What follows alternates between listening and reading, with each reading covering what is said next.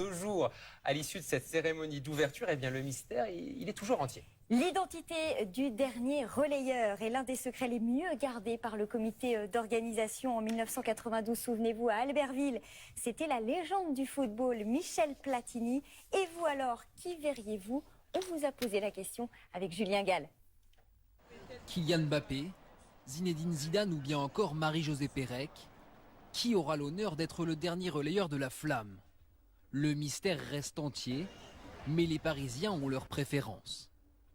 Zidane, parce que peut-être meilleur athlète français de l'histoire. Moi j'ai vu des trucs sur Florent Manodou, je pense que Florent Manodou serait une bonne personne. Peut-être Wemby, peut-être. Ouais, Wembanyama. Il y a ceux qui souhaitent que l'heureux élu soit absolument un athlète. Il y a d'autres événements qui permettent à des artistes d'être figure d'exemple, etc. Pour les JO, c'est pas mal que ce soit un sportif. Et ceux qui préfèrent qu'il incarne certaines valeurs. Quelqu'un qui va représenter la mixité, la diversité, les multiculturels. Pourquoi pas Slimane, par exemple? Inutile de chercher la réponse entre les lignes. Elle tombera à coup sûr vendredi soir. Notamment en termes de circulation, de restrictions pour les Français. Alors, est-ce que les Français sont pressés? Est-ce qu'il y a un engouement et quelle discipline ils s'apprêtent à suivre? On voit ça avec Julien Gall. Pendant un peu plus de 2 semaines, tous les regards de la planète seront braqués sur la France. Dans les rues de Paris, c'est l'enthousiasme qui domine. C'est une fierté, surtout pour la France cette année, qu'on l'organise et tout.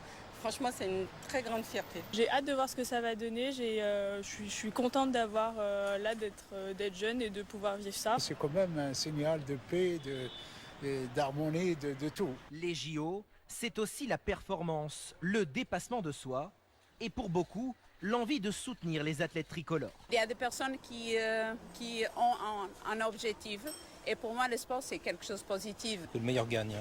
Évidemment, quand le meilleur est un Français, ça fait toujours plaisir. Vu que c'est la France, on a envie de soutenir n'importe quel... Peu importe le sport, en fait, on va les soutenir. Avec 47 disciplines au total, chacun a déjà son programme en tête. On va voir quoi demain? Le foot. Je vais emmener mon fils voir son premier match de foot au Parc des Princes. Je vais regarder le judo parce que j'ai pratiqué longtemps. Moi, j'aime bien les plongeons, l'athlétisme, c'est sympa. Et puis après, l'hip-hop, skateboard, ça peut être amusant. Ouais. Et toi? Natation et danse rythmique. J'aimerais bien voir ça, et boxe. Les Parisiens ne seront pas seuls à vibrer. Un peu plus de 15 millions de visiteurs sont attendus dans la capitale. Et oui, il va falloir s'armer de patience, que ce soit en métro, en voiture ou même à vélo et en bus. La circulation dans la capitale sera très perturbée. De nombreuses stations de métro seront fermées, certains accès totalement bloqués. Le détail avec Julien Gall. C'est une cérémonie hors norme qui va bouleverser le fonctionnement de la capitale aujourd'hui. Dès 10h, la préfecture de police déconseille tout déplacement en voiture à Paris. La circulation s'annonce très difficile. Le périphérique notamment risque d'être saturé. Il va y avoir un certain nombre de cortèges dans la capitale et puis tous les gens qui se rendent à la cérémonie d'ouverture. Donc en transport en commun évidemment de préférence. Donc en matière de circulation, c'est le ministre des Transports qui a pris cette décision. La journée est classée noire. Dans les transports en commun, 11 lignes de métro seront perturbées. La ligne 6 sera totalement fermée entre 18h et 21h30. À pied, ce sont les abords de la Seine qui seront à éviter. Des barrières un peu partout et une zone grise dans laquelle seuls les résidents, les travailleurs et les personnes invitées munis d'un pass pourront pénétrer. Quant à l'espace aérien, il sera fermé de 18h30 à minuit dans un rayon de 150 km autour de Paris. Aucun avion ne pourra décoller ou atterrir.